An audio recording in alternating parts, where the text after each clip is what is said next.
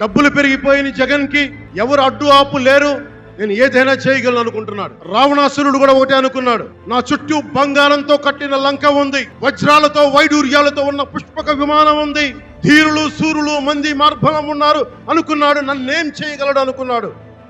నార చీర కట్టుకొని నేల మీద నిలబడి శ్రీరాముడు బాణంతో చంపేశాడు.